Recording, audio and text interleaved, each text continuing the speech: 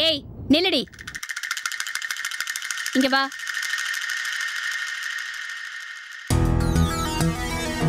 College விட்டதும் நேரா வீட்டுக்கு வராம எங்கடி ஊர் சுத்திட்டு வர? நான் ஒண்ணும் ஊர் சுத்தல, ஃப்ரெண்டு வீட்டுக்கு போயிட்டு வரேன். அந்த ஃப்ரெண்டு யாருன்னு நான் தெரிஞ்சுக்கலாமா?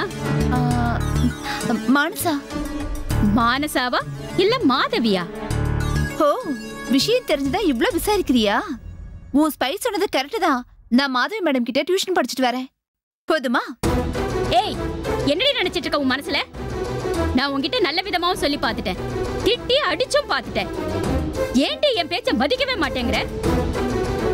மாதவிய நான் எந்த அளவுக்கு வெறுக்கிறேன்னு உனக்கு நல்லாவே தெரியும். அதையும் மீறி நீ அவகிட்ட போய் டியூஷன் படிச்சுட்டு வர்றது எனக்கு எவ்வளவு பெரிய அசிங்கம் தெரியுமா?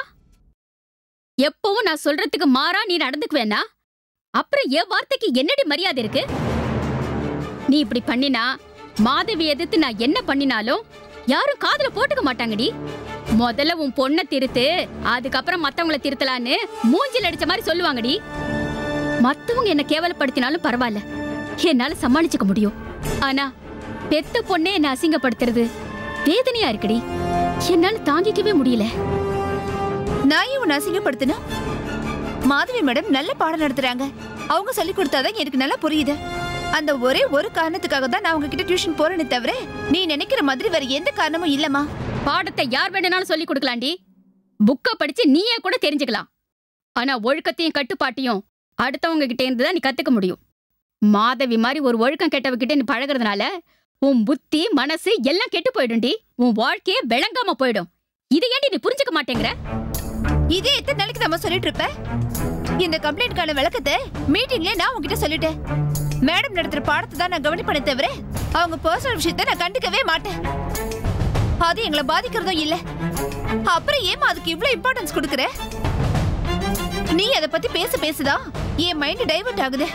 எனக்கு தெரிஞ்சு நீ தான் என் மனசை கெடுக்கிற. முட்டாள்தனமா பேசாதடி. தப்பான பழக்கங்கிறது தொத்து வியாதி மாதிரி. எப்போ எப்படி அஃபெக்ட் பண்ணுன்னு சொல்லவே முடியாது.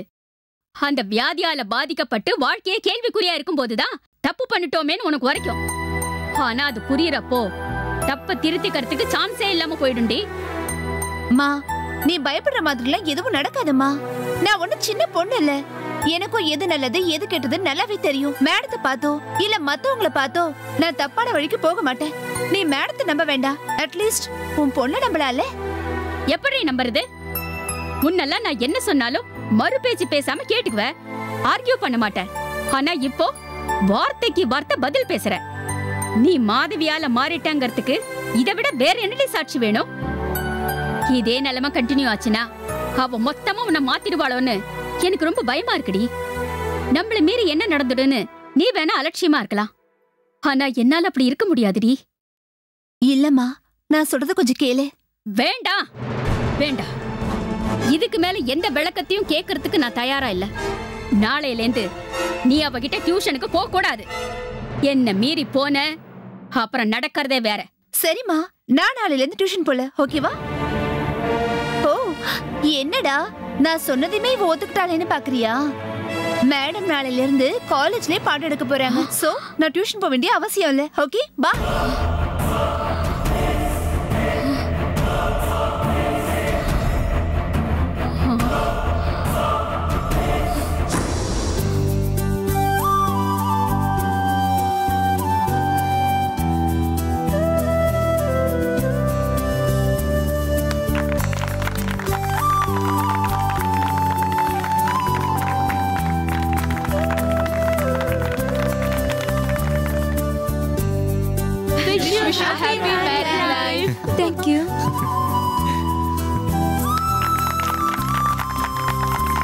சார், நீங்களும் ஊட்டி விடுங்க. வெக்கப்படாதீங்க சார், கொடுங்க.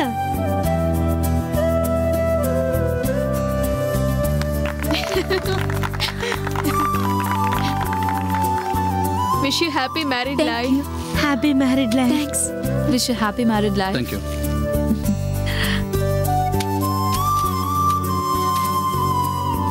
ரொம்ப தேங்க்ஸ் பா. ஹே கீர்த்தி, சந்தோஷமா இருக்கிற நேரத்துல ஏண்டி அழுதுட்டு இருக்க? இல்லடி, உங்களை மாதிரி ஃப்ரெண்ட்ஸ் அமைஞ்சதுதான் என் வாழ்க்கையில் எனக்கு கிடைச்ச பெரிய கிஃப்ட். நீங்க யாரும் இல்லாமல் போயிருந்தால் என் வாழ்க்கை எப்பவும் முடிஞ்சு போயிருக்க முடியும். ஹே, எல்லாருமே இப்ப ஜாலியான மூட்ல இருக்கோம். ரவியும் வந்திருக்காரு. நீ இப்ப எமோஷனல் ஆகி எங்களை டிஸ்டர்ப் பண்ணாத.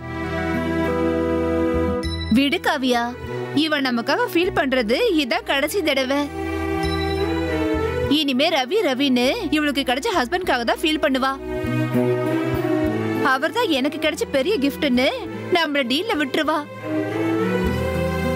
Ravi, if you don't mind, நான் உங்ககிட்ட ஒன்னு கேட்கலாமா? கேளுங்க. ஒண்ணு இல்லடி, நிறையவே கேட்கணும். ஆமா ஆமா. ஏய், அதெல்லாம் வேண்டாண்டி. நீ இதுல தலையிடாத, நாங்க ரவி கிட்ட பேசிக்கிறோம். நீங்க எவ்வளவு நாளா கல்யாணமே வேண்டாம்னு சொல்லிட்டு இருந்தீங்க. கீர்த்தனை அவ பார்த்த உடனே எப்படி மனசு மாறினீங்க? ஏய், என்னடி இதெல்லாம்? ரோஷினி, பார்ட்டின்னு கூட்டிட்டு வந்து ஏன்டி இப்படி சங்கடப்படுத்துற? சங்கடப்படுத்தலப்பா, சும்மா ஜாலியா தான் கேட்டுட்டு இருக்கோம். நீங்க சொல்லுங்க ரவி, கல்யாணத்துக்கே நோ சொன்னீங்க, கீர்த்தனாவை பார்த்துட்டு எப்படி எஸ் சொன்னீங்க? அவங்க கிட்ட உங்களுக்கு பிடிச்சது அழகா இல்ல கேரக்டரா? எனக்கு சொல்ல தெரியலங்க. அழகு கேரக்டர்னு பிரிக்காம டோட்டலாவே கீர்த்துவ பிடிச்சிருக்காண்டி.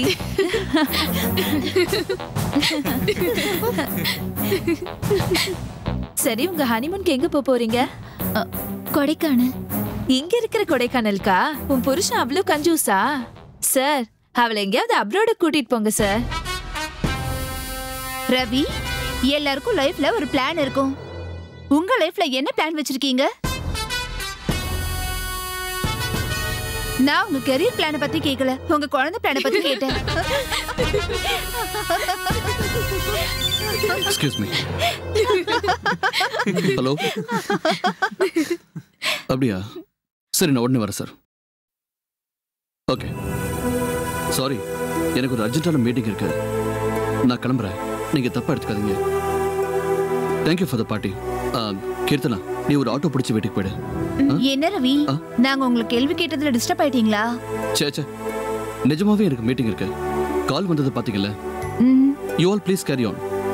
சார், டிஃபன் எல்லாம் அரேஞ்ச் பண்ணிருக்கோம். எதுவுமே சாப்பிடாம போறீங்க? சாரி, இன்னொரு நாளைக்கு பாத்துக்கலாம். You all carry on. Okay. என்னடி உன் ஆள் இப்படி பிச்சுக்கிட்டு ஓடுறாரு? அப்படி எல்லாம் இல்லப்பா, அவர் வேலையில் ரொம்ப பிஸி. இவ்வளவு நேரம் இருந்ததே பெரிய விஷயம். ஹே கீர்த்தி, நாங்க என்ன gift கொடுத்திருக்கோம்னு பிரிச்சு பார்க்க மாட்டியா? வீட்டில் போய் பாத்துக்கிறேன்டி. இல்ல இங்கே பிரிச்சு பார்க்கணும். சரி.